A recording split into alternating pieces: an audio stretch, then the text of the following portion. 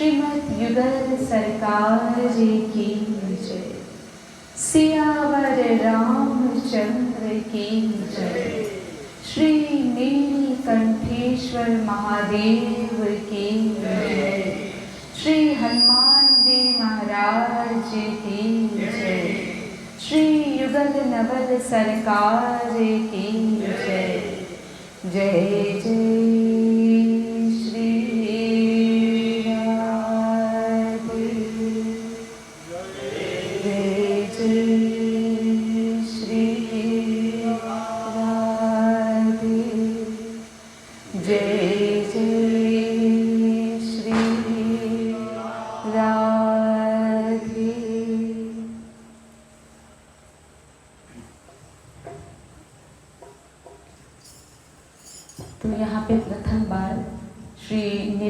महादेव की कृपा से हमारे राम जानकी, हमारे राम दरबार, हमारे श्री हनुमान जी महाराज की कृपा से हम लोगों को यहाँ पे सत्संग का एक अमूल्य अवसर प्राप्त हुआ। तो जहाँ पे इतनी दिव्य शक्तियाँ विराजमान हैं और अगर हम यहाँ पे बैठकर कुछ थोड़ी देर भगवान नाम संकीर्तन कर लेंगे, कुछ थोड़ा सा उनको रिझाने के लिए कुछ आंसू बहा देंगे, तो ये तो दिव्य मास चल रहा है, कार्तिक मास। ऐसा बोला जाता है कि कार्तिक मास में जप कर लो, तप कर लो, व्रत कर लो, परिक्रमा कर लो, नाम जप कर लो, जो कुछ भी करते हैं उसका हमको अनंत अनंत गुना फायदा होता है। वो जो लाभ प्राप्त होता है वो अनंत गुना लाभ होता है। तो अभी तो जो है वो हमारा कमाई का सीजन चल रहा है। वो संसार में होता है ना, कमाई का सीजन अलग अलग। तो यहाँ पे हमारी असली कमाई का सीजन चल रहा है, कार्तिक मास। तो यहाँ पे असली वाली कमाई तो जो हमारे साथ जाएगी वो तो केवल भगवान नाम जाएगा। वो जो हमने भगवान के लिए जो रोके, जो आंसू बहाए हैं, वो आंसू ही हमारे साथ जाएंगे। बाकी तो ये जो संसारी रुपये ढेलों की, पैसों की जो कमाई है वो तो यहीं की यहीं धरी रह जाएंगी। तो ये असली वाली कमाई का आज हमको नीलकंठेश्वर महादेव जो हैं वो कृपा करके एक सुवर्ण अवसर दे रहे हैं। तो जितना हो सके हम अधिक से अधिक संख्या में यहाँ पे हाजिर होके यहाँ पे हम जो है वो बैठ करके वो थोड़ा सा ये दिव्य अवसर का हम लाभ उठाएं। तो एक बहुत ही सुंदर भजन है जो लगभग हम सब सुनते हैं। आज हम श्री महादेव जी की कृपा से उस भजन का जो क्या अर्थ है वास्तविक, ये अपने गुरु जी की भी कृपा से समझने का हम प्रयास करते हैं। तो उसकी जो है हम एक लाइन, एक अंतरा हम लेंगे, फिर उसका जो है हम भावार्थ समझने का प्रयास करेंगे। ऐसे कर कर हम लगभग मुझे लगता है कि 2 भजन हम ले लेते हैं। मिलता है सच्चा सुख केवल भगवान तुम्हारे चरणों में, ये बिनती है पल पल छिन छिन रहे ध्यान तुम्हारे चरणों में। मिलता है सच्चा सुख केवल भगवान तुम्हारे चरणों में, ये बिनती है पल पल छिन छिन रहे ध्यान तुम्हारे चरणों में।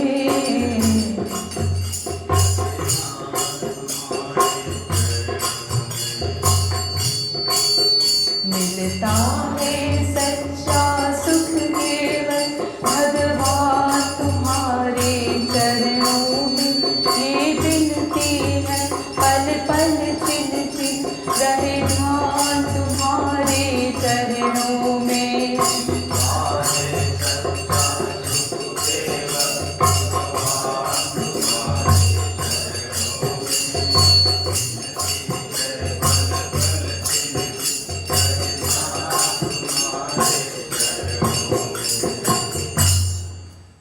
अभी यहाँ पे बताया गया कि भाई हे श्री भोलेनाथ, हमारे जो भी इष्ट हैं, आपके श्री चरणों में ही सच्चा सुख मिलता है। तो क्या ये जो संसार में हमको सुख मिल रहा है ये क्या झूठा सुख है? क्या वो जो है वो हमको आनंद नहीं देता?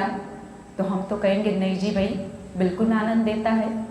हमारा जो छोटा सा नाती है, छोटा सा पोता है, वो हमारी गोदी में खेलता है, वो किलकारी करता है, हमको तो बड़ा आनंद मिलता है।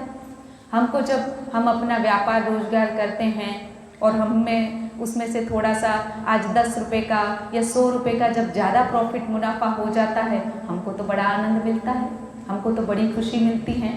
अरे हमारी बेटी जो जिसकी शादी हो चुकी हैं, वो जब घर आती हैं, हमको तो बड़ा आनंद मिलता है, बड़ा सुख मिलता है। तो क्या ये सुख नहीं है क्या? तो यहाँ पे बताया गया कि भाई सच्चा सुख है वो नहीं है। क्यों भाई? हम ये प्रश्न करें, हमको तो वहाँ पे बड़ा आनंद मिल रहा है, वो सच्चा क्यों नहीं है? तो देखिए, पहले सुख कैसा होना चाहिए? सुख ऐसा होना चाहिए कि वो एक बार मिल जाए तो वो कभी भी छीने ना, और वो छीने ना और वो निरंतर बढ़ता रहे, उसको सुख बोलते हैं, उसको सच्चा सुख बोलते हैं। तो क्या संसार में जो ये हमारी आज बेटी आ गई अपने ससुराल से,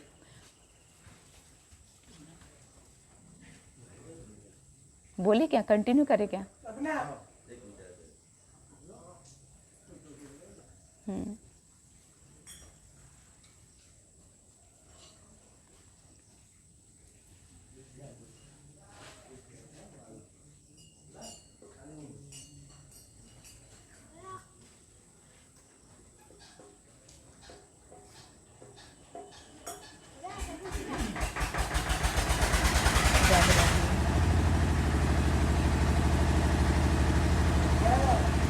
राधे राधे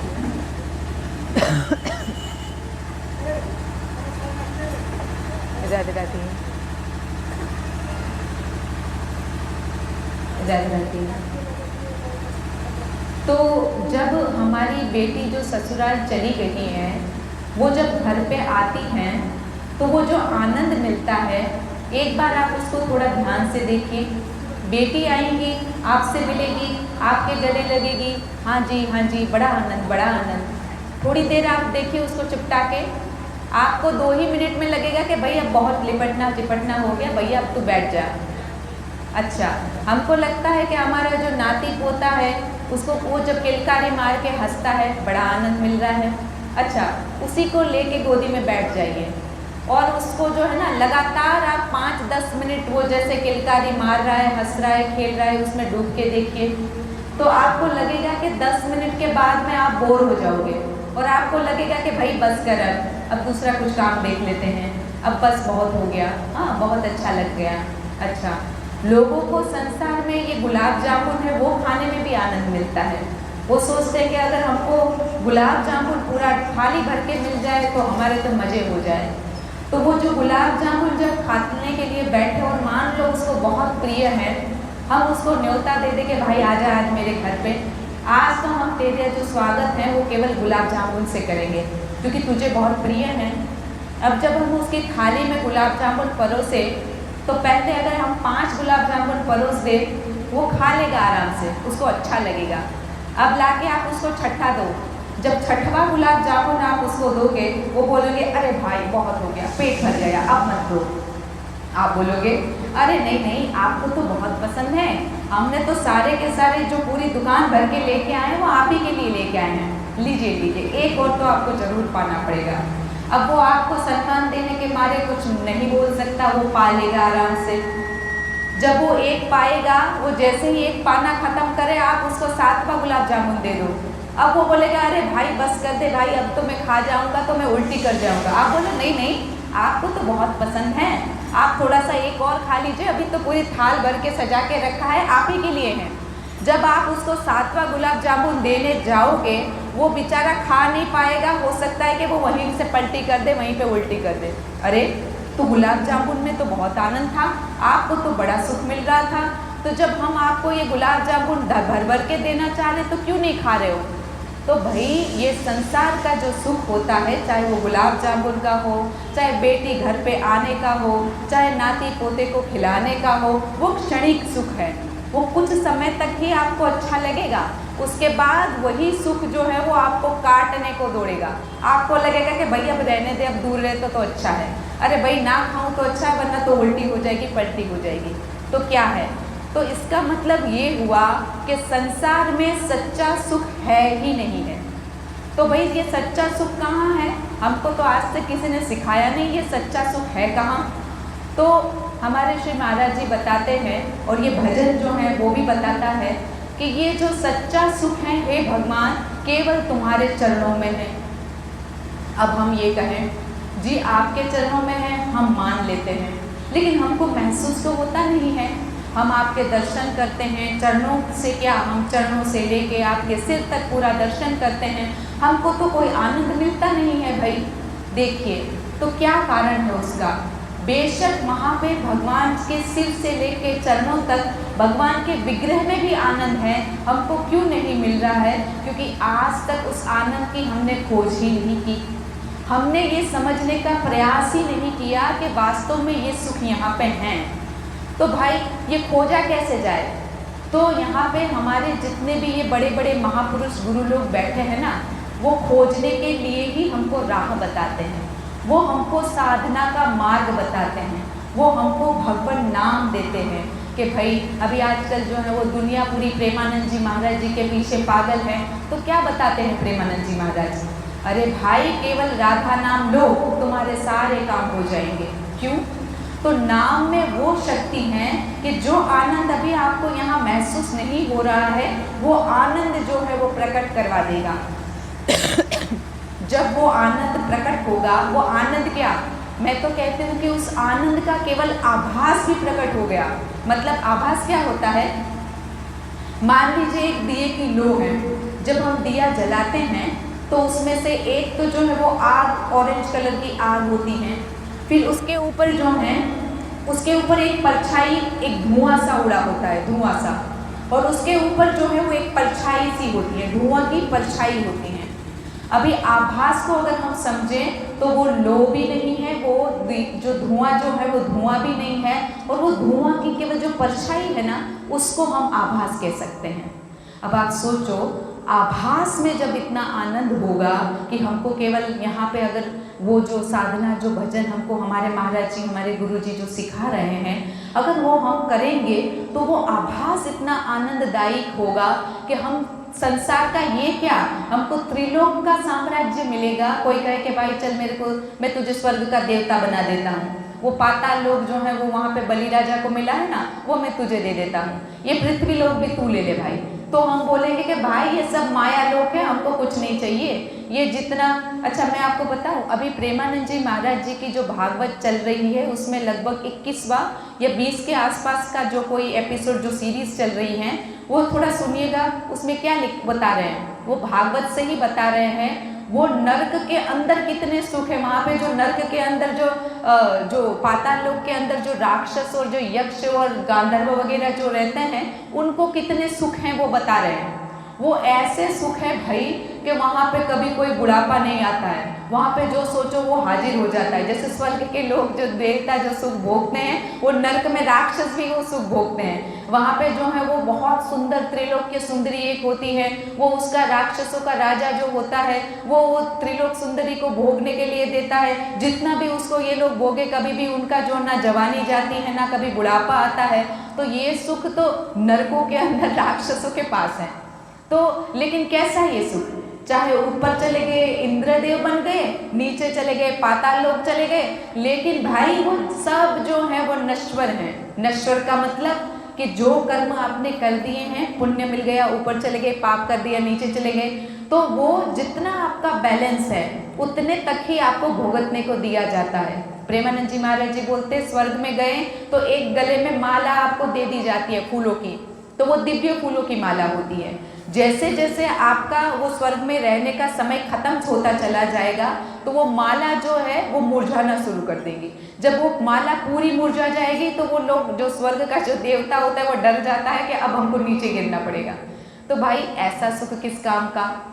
तो सच्चा सुख तो हमको ऐसा सुख चाहिए कि जो एक बार मिले और कभी छीने ही नहीं, और वो जब मिले और निरंतर बढ़ता जाए।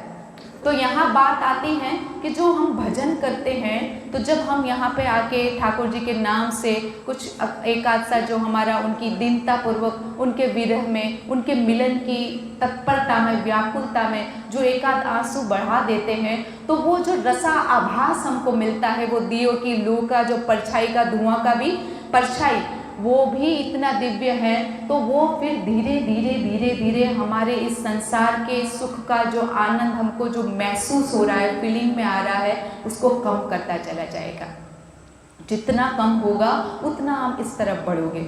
यहाँ पे हमको ये ना सोचे कि भाई मेरे में तो काम है, क्रोध है, लोभ है, मोह है, इतने समय से मैं भजन कर रहा हूँ, मेरे में ऐसी कोई असर नहीं हो रही है। भाई असर हो रही है। क्यों? क्योंकि हम जब से भगवान है तब से हैं। हमारे गीता में कहा है ना कि ये जो हमारा जीवात्मा, जो ये आत्मा है, ये कभी नाश नहीं होता है, वो तब से चला आ रहा है। तो अब ये जीवात्मा तब से चला आ रहा है, तो कितने ही जन्मों से भगवान को तो भूल ही चुका है और संसार को ही देख रहा है। तो जितने हमने जन्म बिताए, मान लो एक जन्म में एक पाप किया हो, जबकि हम तो पाप ही पाप करते हैं, लेकिन मान लो एक जन्म में एक पाप किया हो, तो भी इतने सारे जन्मों के अनंत अनंत पाप हमारे साथ में हैं। अब ये पाप क्या कर रहे हैं? ये जो भगवान को देखने की हमारी शक्ति जो है ना, उसके ऊपर पर्दा कर दे रहे हैं। यानी कि हमारे अंतःकरण के ऊपर वो जो पाप रूपी मल हैं, वो आच्छादित कर दिए हैं, ढक दिए हैं। अभी हमको क्या करना है? वो जो मल है उसको धोना है, साफ करना है। तो ये कैसे साफ होगा?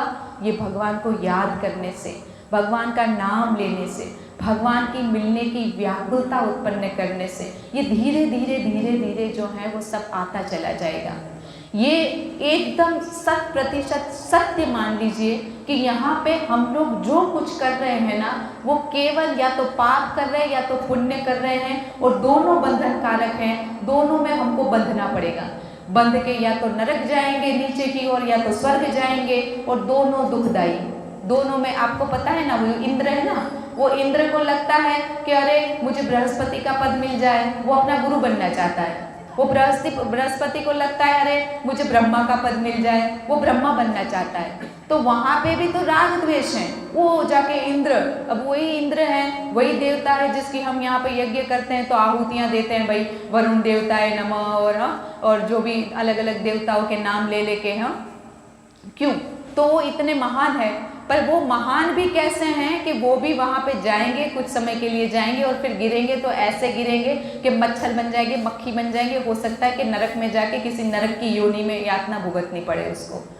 तो जब हमको ये दिव्य मनुष्य जीवन दे ही दिया गया है, तो भैयाओं क्यों ना हम उसका सदुपयोग कर लें, क्यों ना हम इसी जन्म में उस भगवान की प्राप्ति कर लें और ये आने जाने का चक्कर ही खत्म कर दें। तो ये मैं नहीं कह रही हूँ कि ये इतना आसान है, लेकिन मैं ये भी नहीं कह रही हूँ कि ये मुश्किल है। अगर एक बार हमको सही गुरु का मार्गदर्शन मिल जाए ना, तो मुझे लगता है कि इससे सरल कोई मार्ग नहीं है। अभी आप हमें ही देखें, तो अभी हम अपने घर बार छोड़े हुए इतने साल से, 18 साल 19 साल से हम चल रहे हैं। भाई क्या आनंद मिल रहा है हमको, क्या तो रस मिल रहा है। आप सोचोगे अरे हम तो अपने संसार में बहुत सुखी हैं, तो ये लोगों को क्यों ये सुख महसूस नहीं हो रहा है, ये लोग क्यों विरक्त हो गए हैं, ये क्यों बाबा जी बन गए हैं, ये क्यों भगवान की ओर चल रहे हैं। तो बस उसका एक ही कारण है कि हमको समझ में आ गया कि सच्चा सुख संसार में है ही नहीं है। और सच्चा सुख कहाँ है? तो केवल अपने हरि गुरु के चरणों में, अपने जो है वो भगवान इष्ट के चरणों में है। वो कैसे पाया जाएगा? तो वो तो गुरु सेवा से पाएंगे या तो साधना से पाएंगे। तो वो पाने के लिए क्या करना है? वो पाने के लिए जो है वो तन से, मन से, धन से, जो कुछ बने, जो जीव की बने, बस सेवा कर दीजिए। वो जब सेवा करें तो वो भावना रखें कि इसमें मेरे हरि गुरु विराजमान हैं, इसमें मेरे इष्ट, मेरे प्रियलाल विराजमान हैं, मेरे भोलेनाथ विराजमान हैं, और वही भाव से उनकी सेवा कर दीजिए। तो वो सेवा जो है धीरे धीरे हमारे अंतःकरण को, हमारा जो ये मल जम गया है, हमारी ये दिव्य चक्षु बंद हो गए हैं, उसको खोल देगा। तो अभी हम सबको ये चीज़ एकदम क्लियर हो गई कि सच्चा सुख जो है वो केवल और केवल भगवान के चरणों में है। तो हमको बार बार भगवान से यही प्रार्थना करनी है कि प्रभु आप वो चरणों का सुख, अभी तो हमको महसूस नहीं हो रहा है, आप कृपा करके वो सुख की अनुभूति, उसका आभास ही हमको दे दीजिए। तो यही हम प्रार्थना करें। मिलता है सच्चा सुख केवल भगवान तुम्हारे चरणों में, ये विनती है पल पल छिन छिन रहे ध्यान तुम्हारे चरणों में।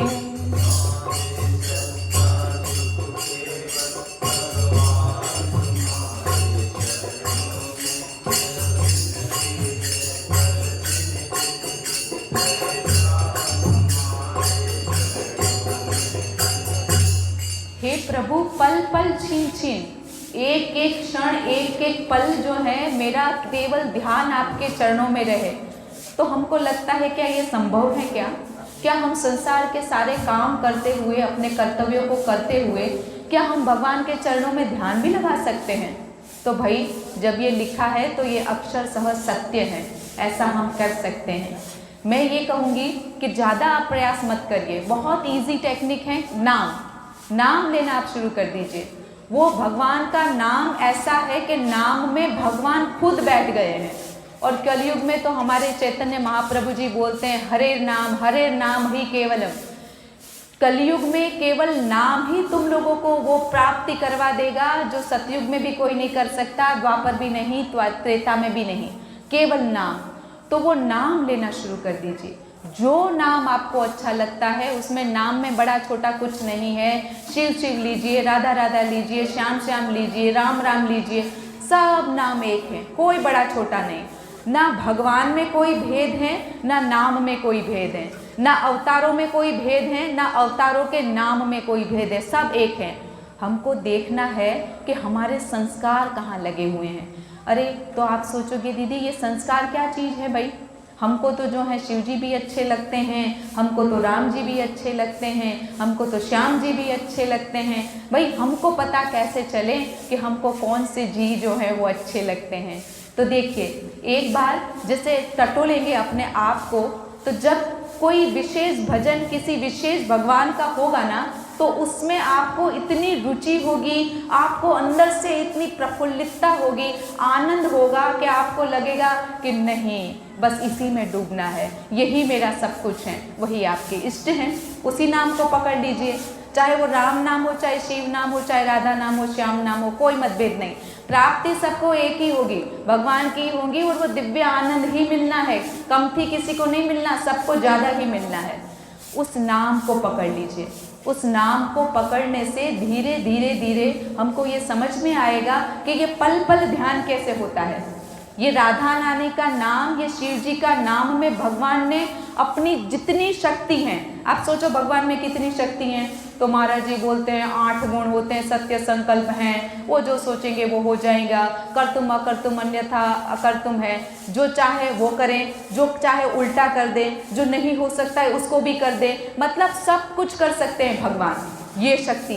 तो ये सारी शक्तियाँ भगवान ने उनके नाम में बिठा दी। जिस किसी भगवान का आप नाम लोगे तो वो सारी शक्तियाँ आपके लिए काम करना शुरू कर देंगी।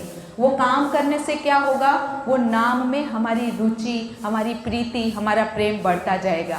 और सुन लीजिए, नाम जब हम लेना शुरू करेंगे ना, तो मैंने बोला कि भाई हम मान ले कि इस जन्म में हमने कोई पाप नहीं किया, हम मान ले चलो पिछले जन्म में एक ही पाप करके आए, हम बहुत अच्छे हैं क्योंकि हम भगवान मार्ग में चल रहे हैं, हमारे से गलत तो कुछ होता ही नहीं है, हम बढ़िया हैं।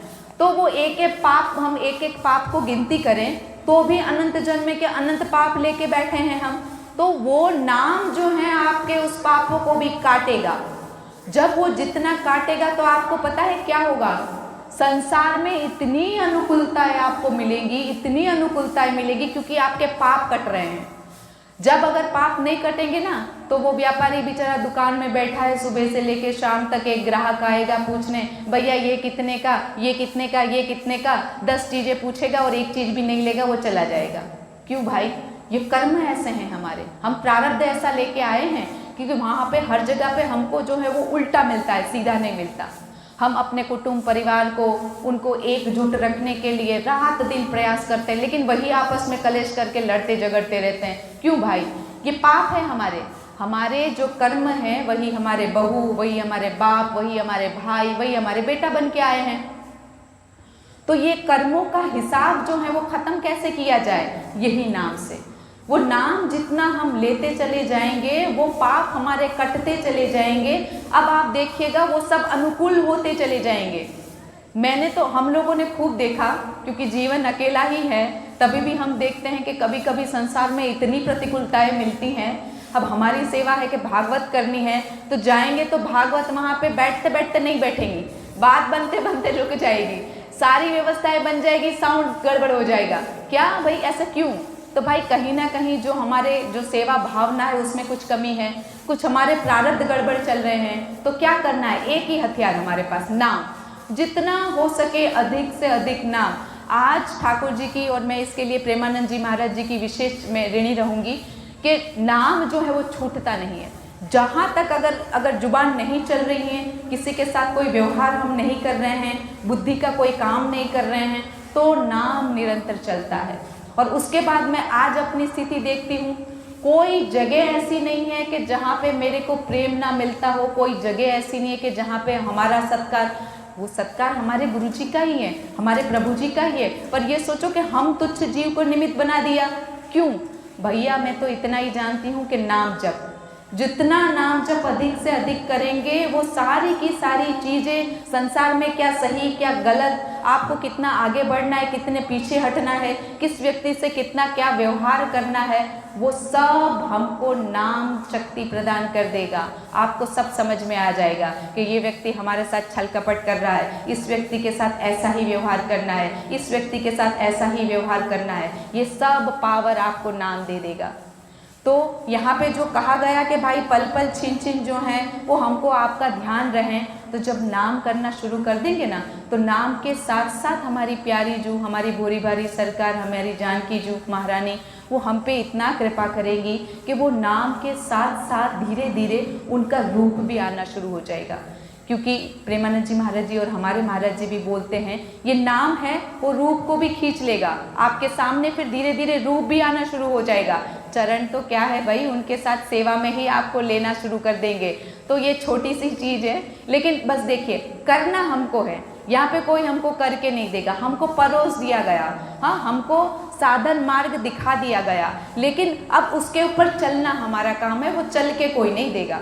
तो इसलिए प्रयास करना है कि आज से, अभी से, जो भी ये दीदी के माध्यम से भगवान ने हमको बता दिया, कुछ जो है हमको प्रेरणा मिली, कुछ गाइडेंस मिला, आज से ही हम संकल्प करें कि कम से कम हमारे मुंह से नाम नहीं छूटेगा, हम नाम जो है वो निरंतर लेते रहेंगे। तो आगे यहाँ पे बताते हैं, चाहे अग्नि में मुझे जलना हो, चाहे कांटों पे मुझे चलना हो, चाहे अग्नि में मुझे जलना हो, चाहे कांटों पर मुझे चलना हो, चाहे अग्नि में मुझे जलना हो, चाहे कांटों पे मुझे चलना हो,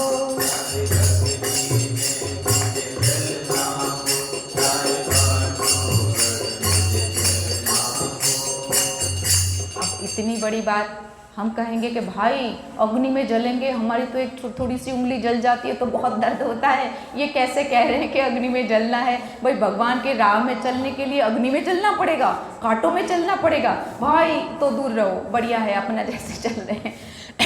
हमको यही महसूस होगा, संसार बढ़िया है, अपना चल रहे हैं। देखो भागवत में हम बताते हैं कि जब कुंती भगवान को, जब वो भगवान सारा काम हो गया, सब महाभारत का युद्ध हो गया, सब कुछ हो गया, जब भगवान जाने लग गए तो कुंती माता क्या बोलती है, हे भगवान अगर विपत्ति में जब होते हैं हम, तब तुम मिलते हो हमको, तो हमको जीवन में विपत्ति के अलावा कुछ नहीं चाहिए भगवान, हमको तुम विपत्ति ही दे दो। तो ये यही भाव है कि हे प्रभु, अगर आपके मिलने से अगर हमको कांटों में भी चलना हो, अग्नि पे भी चलना हो, तो हम चल देंगे। पर पता है क्यों? क्योंकि वो भगवान को मिलने का आनंद वो इतना बड़ा होता है कि ये अग्नि पे चलना, हम सोचते हैं अरे मीराबाई बेचारी इतना प्रेम कर रही है, ठाकुर जी देखो कितनी परीक्षा लेते हैं, वो देखो जहर दे रहे हैं, वो देखो भूत वाले बंगले में बेचारी को अकेले रख दिया। पर देखो अगर मीराबाई को पूछे ना तो मीराबाई तो उसको हर चीज में आनंद मिला। वो जब जहर पे लिया मेरे प्रभु जी का प्रसाद, वो जब पिटा रहने से उसके देवर ने जो सांप रख दिया, वो सोचती है कि अरे मेरे ठाकुर जी ने फूलों का हार भेज दिया। अरे तो उन लोगों को तो कुछ उसमें कष्ट की फीलिंग ही नहीं आ रही है। ये प्रहलाद वो पूरे दिन जो है वो वासुदेव भगवान श्री कृष्ण को याद करता है, नारायण नारायण नारायण, अरे उसको ऊपर से पहाड़ से नीचे गिराते हैं। तो हमको लगता है भाई ये भक्त हैं बेचारे को कितना कष्ट दे रहे हैं। अरे वो जब ऊपर से गिरा रहे हैं तो भगवान गोदी में ले रहे हैं। अब वो गोदी में लेने का जो सुख है वो बेचारा हमको क्या समझाए। तो वो तो वही गूंगे का स्वाद, वो गूंगा का जब गुड़ दे दो, अब पूछो भैया कैसा लगा गुड़, अब वो बोल तो सकता नहीं, बोलता है पूछो अरे भैया बता तो दे कैसा लग रहा है, फिर बोलेगा तो ये जो भक्त हैं उनको जो भगवान विपत्तियों में जो उनको सहारा दे देते हैं, जो उनको भगवान का अनुभूति होती है भगवान के प्रत्यक्ष रूप की, तो वो इतना आनंद होता है कि अरे भाई अब तुम अग्नि में चला दो, अरे भाई तुम अब कांटों पे चला दो, हमको कोई कष्ट की फीलिंग ही नहीं है। तो इसलिए जब हम इस तरफ आगे तो बढ़े तब ये सारी चीज़ें जो है ना बहुत आसान है। ये बोलना जितना गाना आसान है ना, उतना करना तो और आनंदमयी है, कष्टमयी नहीं आनंदमयी है। तो इसलिए जितना हो सके हमको भगवान को ये नहीं करना कि भगवान आज तो जो है वो हमारे घाटा ना होना चाहिए, आज तो हमको जो है वो 200 रुपया ज़्यादा मिलना चाहिए, हे भगवान हमारा तो जो है वो आज की जो हमारी बगिया जो है उसमें जो है इस बार जो है वो जो भी धान है फल है वो कम आया है, हे भगवान कृपा कर दे अगली बार तो जो है डबल हो जाए। ये सब चीज़ें भगवान से ना मांगे। भगवान से तो अगर आप उनको मांगोगे वो अपने आप को देने के लिए तैयार है। ये छोटी छोटी संसारी चीज़ जो यहीं छोड़ के जानी है, ये मांग के करना क्या है, और इसमें कोई आनंद भी नहीं है। मैंने कहा एक बार मिलेगा थोड़ा आनंद, दूसरी बार मिलेगा आनंद कम हो जाएगा, और जब चौथी छठी बार सातवीं बार वो जो रसगुल्ला खिला दिया गया तो वो उल्टी कर देगा, तो आनंद तो ये है ही नहीं है। तो भगवान के पास संसार की कोई कामना ना करे। जब भगवान देखते कि अरे इसको तो सब कुछ देते हैं, वो भगवान बोलते काग भुषुंडी मांग उवर, भाई मैं बहुत खुश हो गया हूँ तुमसे। रामचंद्र जी कहते हैं हमारे ओ काग भुषुंडी जी को कि भाई अब मांग ले, तुमको क्या चाहिए, अरे अष्ट सिद्धि नवनिधि में सब देने के लिए तैयार हूँ। आपको पता है अष्ट सिद्धि और नवनिधि क्या होती है? जो अष्ट सिद्धि जो खाली सिद्धियों में भी जैसे अणिमा लगिमा बहुमा गरिमा ऐसे जो होता है ना, इतना छोटा बन जाओ किसी को दिखो नहीं, इतना बड़ा बन जाओ कि मतलब पूरी पृथ्वी को तुम पकड़ सकते हो, इतना जो है वो हवा में उड़ने लग जाओ, गायब हो जाओ किसी को दिखे नहीं, इतनी बड़ी बड़ी सिद्धियां हैं। और नवनिधि तो बोलते हैं उससे भी महान महान चीजें होती हैं। तो भगवान का जो ये दास हैं काग भुषुंडी जो है वो भक्त कोई भी हैं तो बोलता है कि भाई कुछ नहीं चाहिए हमको, ये जो है ना दे दे के बहलाओ मत, हमको जो है वो ले लॉलीपॉप दिखा के हमको जो है वो आनंद जो हमारा दिव्य आनंद है उसको छीनने की कोशिश मत करो, हमको तो तुम अपने आप को दे दो, हमको और कुछ नहीं चाहिए। तो इसलिए भगवान से केवल और केवल भगवान मांगने हैं। और आप ये सोचो जब अनंत कोटि ब्रह्मांड का नायक जब आपका खुद का हो जाता है तो क्या कमी है। हमारे वैष्णव भक्त जो हैं वो भगवान के, राधा रानी के और ठाकुर जी के चरणों का ध्यान करते हैं। पता है आपको क्या, वो चरणों में जो एक एक ध्वजा शंख चक्र गदा ये जो चिन्ह है ना, वो एक एक चिन्ह जो है वो भक्तों के सारे योगक्षेम को वहन करके प्राप्त जो नहीं है वो प्राप्त करवाने वाले, और जो हैं उसकी रक्षा करने वाले, भक्त को निर्भय करने वाले, भक्त को हर जगह सक्सेस सफलता देने वाले, हर जगह उसकी सिद्धि मान प्रतिष्ठा करने वाले, ये सब चिन्ह हैं। ये तो भैया केवल हमारी प्यारी जो लाल जू के खाली चरणों में है, तो वो चरण ही उनके इतने शक्तिशाली हैं, वो स्वयं अपने आप को दे देंगे तो क्या कमी रहेंगी हमको कोई कमी नहीं रहेंगी भैया। खाली मेन चीज़ है कि हम उनको मांग के एक बार देखें तो सही। अगर एक बार आगे बढ़ेंगे ना तो फिर देखो वो भगवान क्या करते हैं। मैं हमेशा जैसे अपना साधना में बैठते हैं ना तो भगवान को मैं जैसे हमेशा ये रिझाती हूँ कि भैया देखो संसार में छोटा सा बच्चा शिशु होता है ना, तो वो जब खाता नहीं है तो माँ क्या करती हैं, बढ़िया बढ़िया टेस्टी खाना बनाएंगी और थोड़ा सा उसकी जुबान में, उसकी लिप्स में लगा देती हैं कि भाई देख अब स्वाद आ जाएगा ना, अब खाएगा। तो हम बोलते हैं कि माँ हमारी प्यारी जो हमारी जानकी मैया, देखो संसार की माताएं भी ऐसा करती हैं, अब तुम्हारा रस भी तो इतना दिव्य है, इतना महान है, तो तुम भी थोड़ा सा हमको चस्का लगा दो, हाँ थोड़ा सा हमारी ज़बान में भी टेस्ट दे दो। जब हमको भी वो टेस्ट मिल जाएगा तो हम भी फिर तुम्हारा जो भी है आप हमको जो खाना खिलाना चाह रही है वो पूरा खुराक हम ले लेंगे। तो ये प्रार्थना, ये निवेदन हम भक्तों का होता है भगवान के लिए कि भाई और कुछ संसारी चीज़ें हम मत दिखाएं, हमें तो केवल जो है आपका प्रेम दीजिए, हमें तो जो है वो केवल आपके दर्शन दीजिए। तो इसलिए अब ये जो लाइन है कितनी सरल हो गई कि भाई अग्नि में चलना हो, कांटों में चलना हो, भाई हमारे लिए जो है वो सब जो है अच्छा है, बढ़िया है, हमको उसमें भी सुख है। क्यों? क्योंकि हमारे प्रियालाल, हमारे शिव जी, हमारे श्रिया राम हमारे साथ होंगे। जब उनके साथ का जब सुख होगा तो ये सारी चीज़ें तो क्या है, कुछ नहीं है।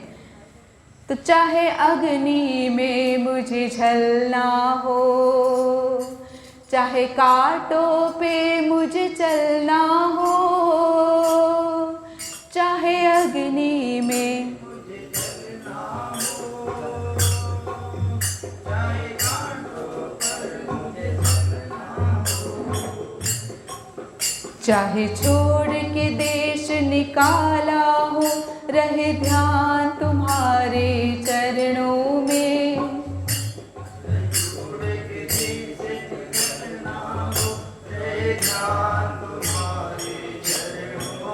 ये विनती है पल पल छिन छिन रहे ध्यान तुम्हारे चरणों में।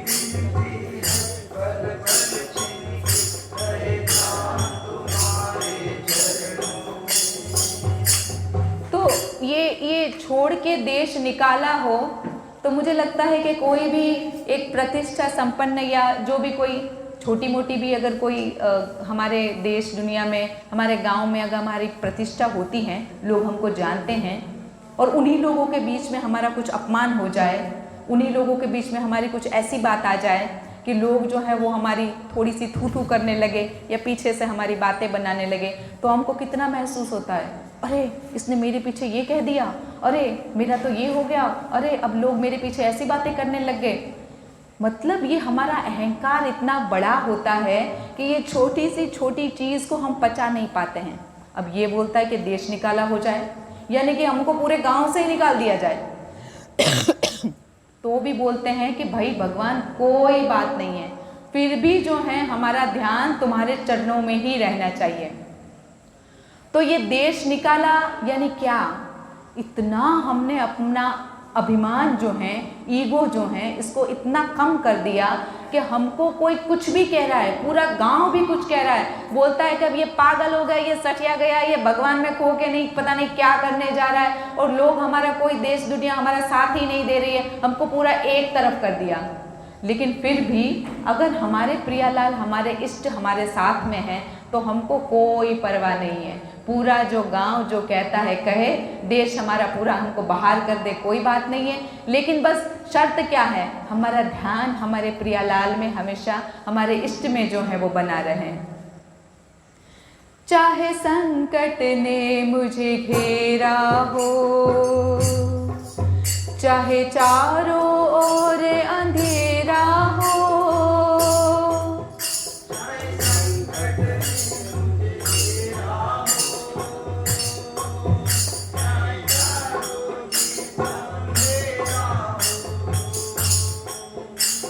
संसार में जब हम अपने प्रारब्ध लेकर ही आए हैं तो कुछ ना कुछ तो भुगतान लगा रहेगा, कुछ ना कुछ हमारे जीवन में घटनाएं बनती रहेंगी और कुछ कुछ ऐसी चीज़ें आती रहेंगी कि जो हमको वास्तव में लगेगी कि ये हमारे साथ बहुत गलत हुआ। तो क्या होगा, अगर उस समय भी हमारा नाम चलता रहा, हमारा जो है वो ध्यान हमारे प्रभु में बनता रहा, तो वो जो संकट हैं वो संकट हमको लगेंगे कि आए संकट, लेकिन उस संकट से हमको कैसे हमारे प्रभु उबार लेंगे ये हमको ही पता नहीं चलेगा। तो ये भक्ति जो है वो हमको शक्ति देती है कि जो हमारे प्रारब्ध कर्म है, कोई भी भक्त ये जो हमारे रामकृष्ण परमहंस हो गए, भाई गले का कैंसर हो गया।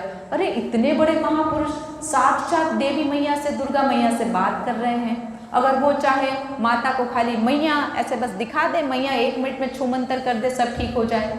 या तो अपने नाम का एक बल ही लगा दे कि भैया हे माँ दुर्गा कृपा करो, एक नाम का बल लगा दे, अभी ठीक हो जाए। लेकिन नहीं किया भाई, क्यों? तो ये महाराज जी, प्रेमानंद जी महाराज जी बोलते हैं, एक दूसरे भी संत हमारे ब्रज के हो गए, उनको भी यही प्रश्न किया गया कि प्रभु आप ऐसा क्यों नहीं करते? तो बोलते हैं कि अरे मच्छर मारने के लिए कोई ब्रह्मास्त्र का प्रयोग करता है क्या? ये संसार के जो सुख दुख है ये तो मच्छर हैं, और जो राधा नाम है, जो भगवान नाम है, ये तो ब्रह्मास्त्र हैं।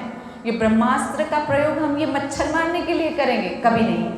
तो ये जो भक्त होता है, जो साधक होता है, वो कभी नहीं चाहता कि हमारे प्रारब्ध कट जाए। वो चाहता है कि प्रभु कोई बात नहीं, ये जीवन मिला है, इसको आखिरी बना दीजिए, बाकी जो भी भुगतान है आप भुगतवा लीजिए, पर आखिरी जरूर। आखिरी क्यों?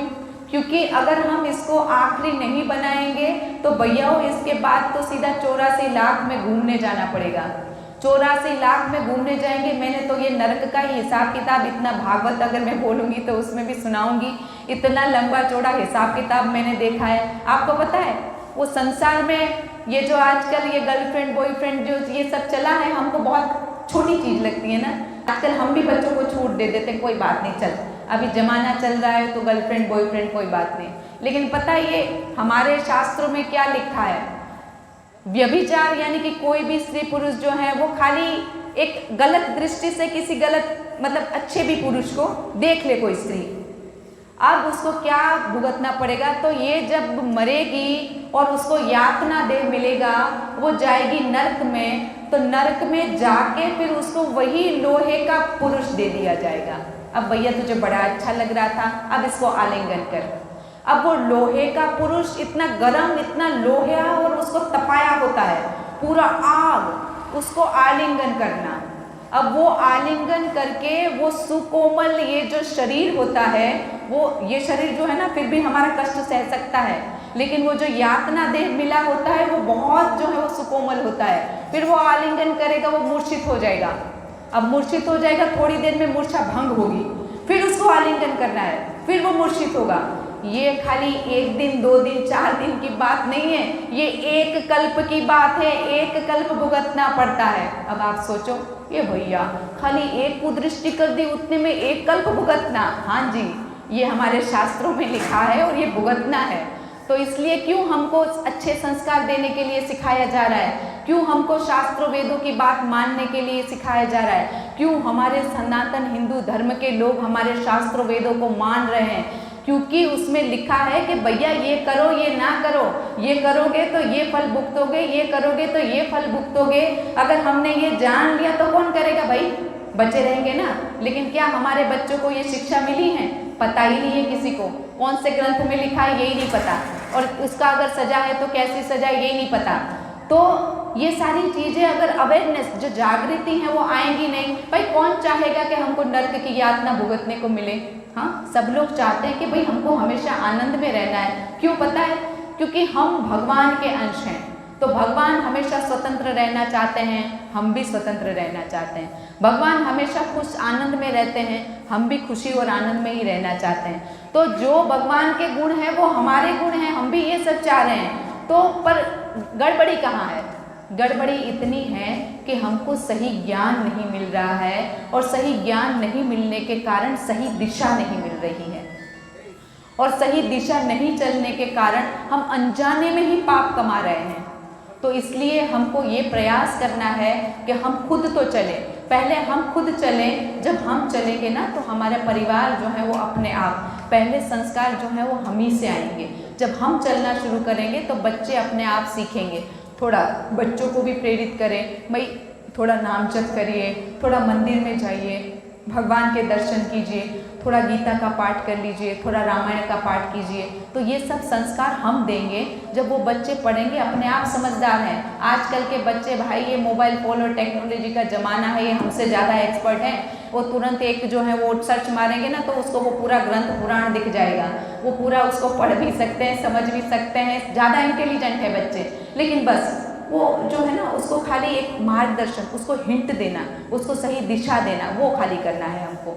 तो वो हम ही से शुरुआत करेंगे, पहले हम करेंगे, अपने आप वो करेंगे। जब हम क्रिया में हैं, हमारी क्रिया में हैं, तो फिर वो अपने आप वो भी क्रिया में लाएंगे।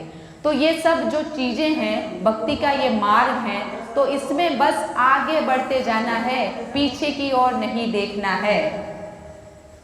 तो भाई बोलते हैं कि छोड़ के देश निकाला हो जाए तभी भी हमको कोई समस्या नहीं है। हे प्रभु, हमारा ध्यान जो है वो केवल आप में ही रहे।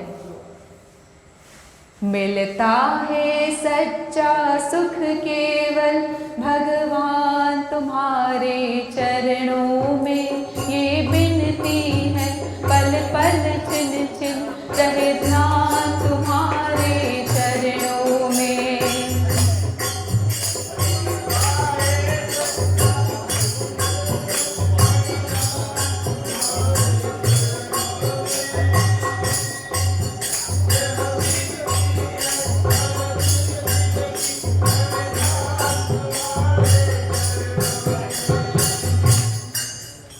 चाहे संकट ने मुझे घेरा हो, चाहे चारों ओर अंधेरा हो, चाहे संकट ने मुझे,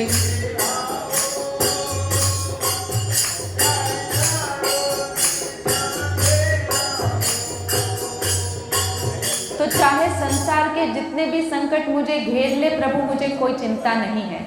चाहे मेरे चारों ओर अंधेरा, अंधेरा यानी कि मुझे कोई दिशा ही ना सूझे, कोई बात नहीं, लेकिन बस कृपा आप इतनी करते रहें कि हर समय मेरा ध्यान जो है वो आपके चरणों में लगा रहे। चाहे संकट ने मुझे घेरा हो, चाहे चारों ओर अंधेरा हो, चाहे संकट ने मुझे, चाहे चारों ओर, पर मन नहीं डगमग मेरा हो, रहे ध्यान तुम्हारे चरणों में।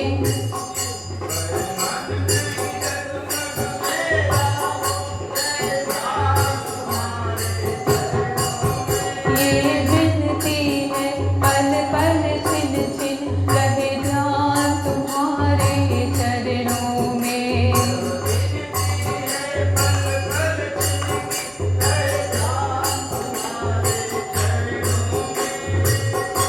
तो बार बार भक्त जो हैं वो अपने प्रभु से यही प्रार्थना कर रहे हैं कि भगवान, चाहे मुझे कोई दिशा ना सूझे, चाहे हर तरीके से संकट मुझे मिले, लेकिन मेरा ध्यान आपके चरणों में रहे, मेरा पग जो है वो डगमगाए नहीं। जिस राह पे आप मुझे चला रहे हैं अपनी भक्ति के राह पे, वहाँ से मैं विचलित ना हो जाऊँ।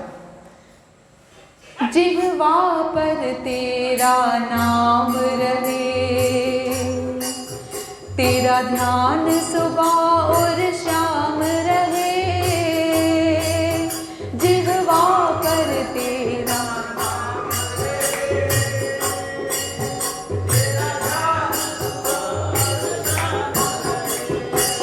बस प्रेमानंद जी महाराज जी बोलते हैं कि बस यही बस इसको पकड़ लीजिए कि जिह्वा पर से हमको प्रभु का नाम नहीं छूटना चाहिए। तो ये भक्त भी यही मांग रहा है कि बस प्रभु हमको नाम नहीं छूटना चाहिए। महाराज जी का हम कल राधा गोविंद गीत में महाराज जी का भी हमने दोहा देखा कि श्वास श्वास से राधे नाम बुला दे। तो हमको हर श्वास में सांस आएगी तो राह, सांस छोड़ेंगे तो ध्येय, सांस के साथ हमारे तो महाराज जी ने राधे नाम को जोड़ दिया। तो यही जो है विनती हर भक्त हर साधक करता है, क्योंकि नाम में इतनी शक्ति है कि जितनी भगवान में शक्ति है।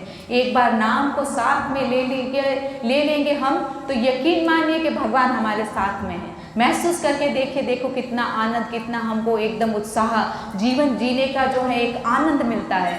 तो ये करने का भैया, ये करने से समझ में आएगा। जो जितना रस लेगा उसको वो रस लेने से समझ में आएगा। तो जिह्वा पर तेरा नाम रहे,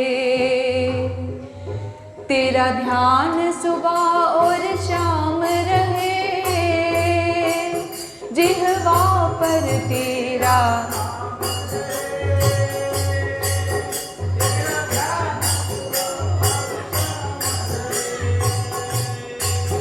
तेरी याद आठों याम रहे, रहे ध्यान तुम्हारे चरणों में।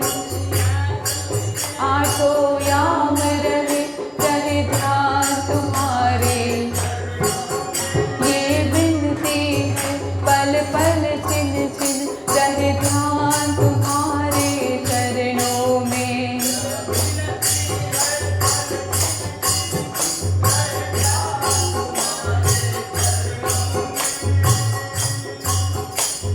आठों याम तो हमारे महाराज जी बोलते हैं अष्टयाम सेवा, हमारे ब्रज के रसिक बोलते हैं कि अष्टकालीन सेवा। तो आठों याम होता है सुबह से लेकर शाम तक का। हमारे जो ऋषि परंपरा से जो साधकों भक्तों ने जो हैं उसके अलग अलग पार्टीशन कर दिए हैं। तो वो अलग अलग पार्टीशन 8 प्रकार के, वो मेरे ख्याल से 2.5 या 3.5 घंटे का एक याम होता है। और एक याम में 24-24 मिनट की एक एक घड़ी करके ऐसे बहुत सारे।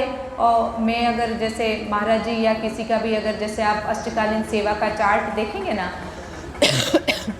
तो उसमें 8 याम में हमारे प्रियालाल की क्या क्या सेवा होती है वो वहाँ पे दिखाया गया है उस चार्ट में। तो वो चार्ट है 6 के अंदर हो। तो ये जो है अष्टकालीन सेवा के लिए बोला गया है। तो ये थोड़ी ऊंची कक्षा की बात है। जैसे ही हम नाम लेते जाएंगे ना, पहले हम ये कोशिश करें कि हमारा 8 प्रहर जो है वो नाम ना जाए। फिर उसके बाद जब नाम आना रहना शुरू हो जाएगा ना, तो धीरे धीरे धीरे ये 8 प्रहर में करना क्या है ये भी भगवान की कृपा से हमको समझ में आना शुरू हो जाएगा। तो ये भजन है, हमने इसको अच्छे से समझ लिया। अब अपने भोलेनाथ के सामने इसी भजन को फिर से दोहराएंगे। अब हमने समझ लिया है तो भाव से दोहराएंगे। जितना हो सके उनको सामने खड़ा होके, उनको जितना हो सके रो के पुकारे और यही सब प्रार्थना करेंगे। प्रभु हमारे जीवन में तो ये सब कमियां ही कमियां हैं, आप कृपा करेंगे तो सब परिपूर्ण हो जाएगा। मिलता है सच्चा सुख केवल भगवान तुम्हारे चरणों में। ये विनती है पल पल छिन छिन, रहे ध्यान तुम्हारे चरणों में।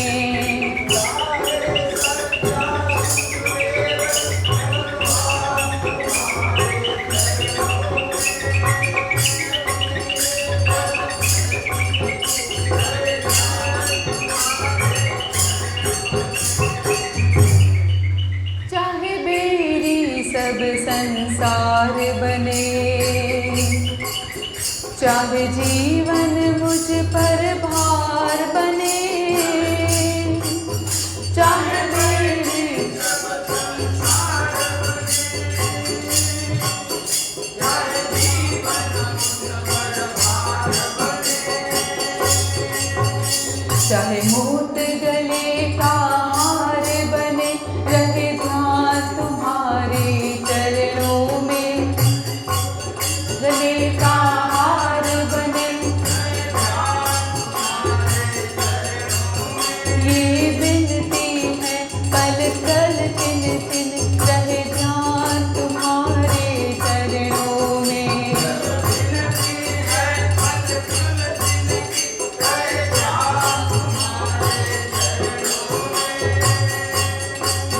मिलता है सच्चा सुख केवल भगवान तुम्हारे चरणों में। ये मिलती है पल पल छिन छिन, रहे ध्यान तुम्हारे चरणों में।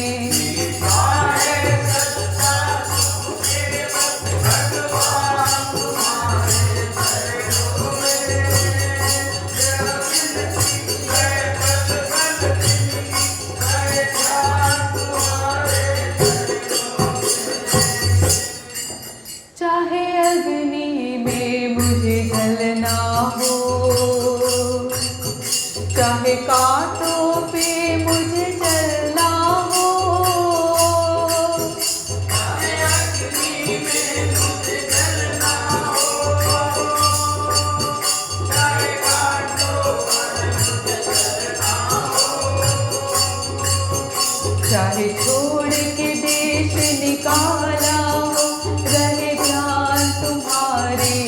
चरणों में, चाहे छोड़ के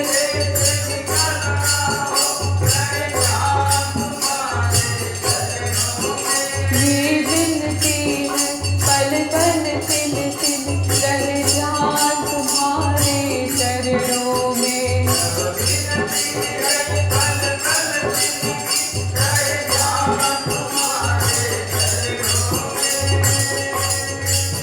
मिलता है सच्चा सुख केवल भगवान तुम्हारे चरणों में। ये विनती है पल पल तिल तिल रह जान तुम्हारे चरणों में।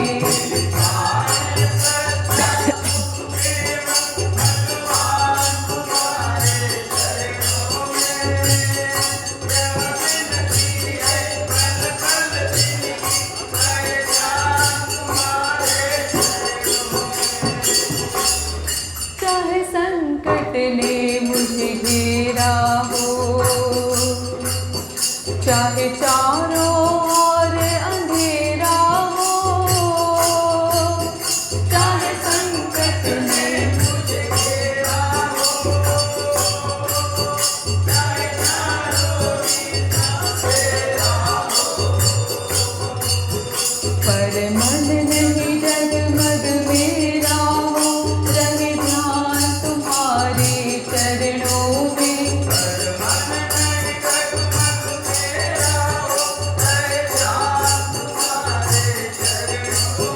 ये विनती है पल पल तिल तिल रहे ध्यान तुम्हारे चरणों में।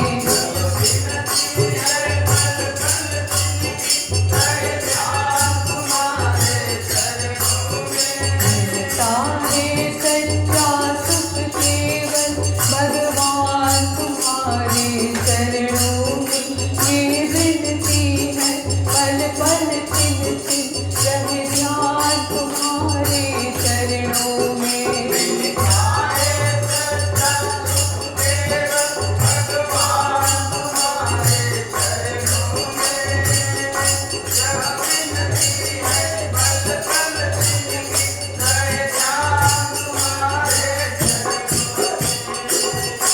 जिह्वा पर तेरा नाम रहे, तेरा ध्यान सुबह और शाम रहे।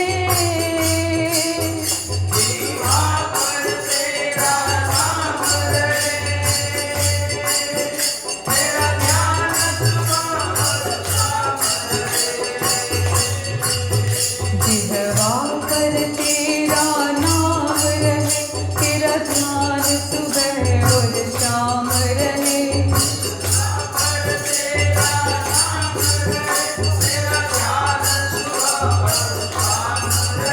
तेरी याद तो आंखों याम रहे, रहे ध्यान तुम्हारे चरणों में।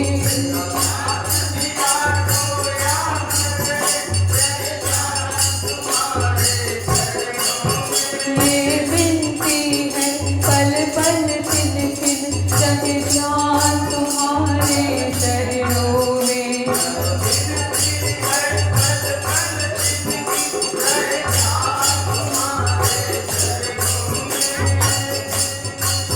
मिलता है सच्चा सुख केवल भगवान तुम्हारे चरणों में। ये विनती है पल पल तिल तिल रहे ध्यान तुम्हारे चरणों में।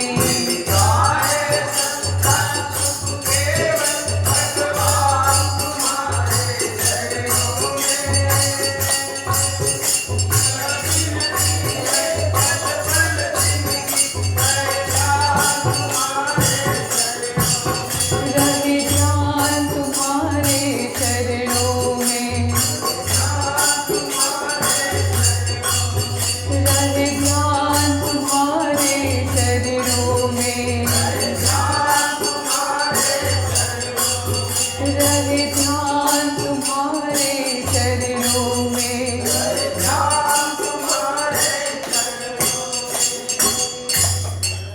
नीलकंठ महादेव की जय। एक छोटा सा संकीर्तन हमारे श्री महाराज जी का ले लेते हैं, थोड़ा 15 मिनट और। ओम नमः शिवाय, ओम नमः शिवाय, मेरा न कोई तेरे सिवाय।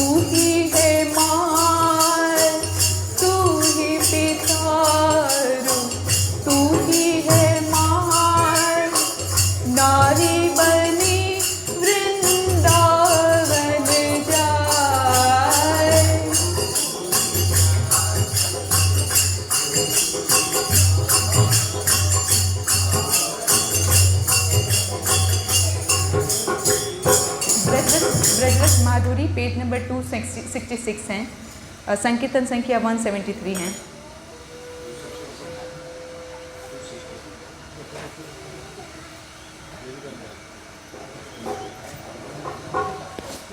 ये ओल्ड एडिशन में होगा, पर यहाँ न्यू एडिशन में नहीं होगा। 266 और 173 संकीर्तन संख्या।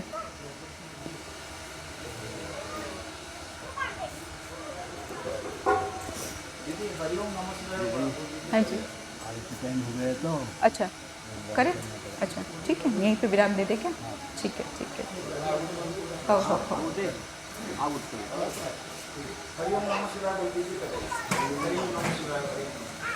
खाली ओम नमः शिवाय, ओम नमः शिवाय बोलिए, बोलिए आप बोलिए।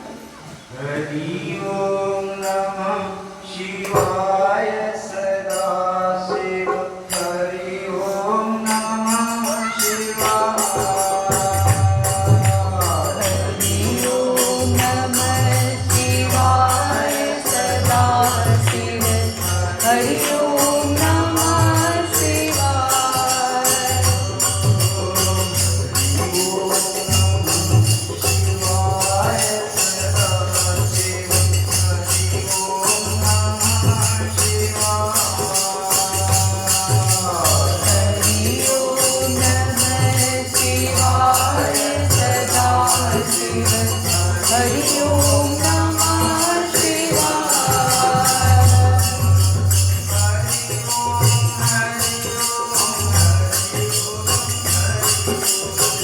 हरि ओम हरि ओम हरि ओम हरि ओम,